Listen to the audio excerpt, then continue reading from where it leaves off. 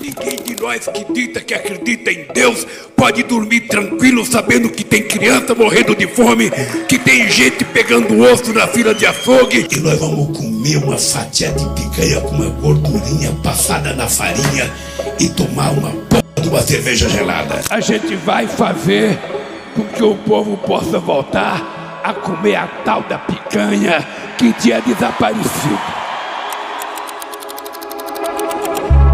A inflação dos alimentos tem pesado no bolso e a gente tem noticiado isso já há algum tempo.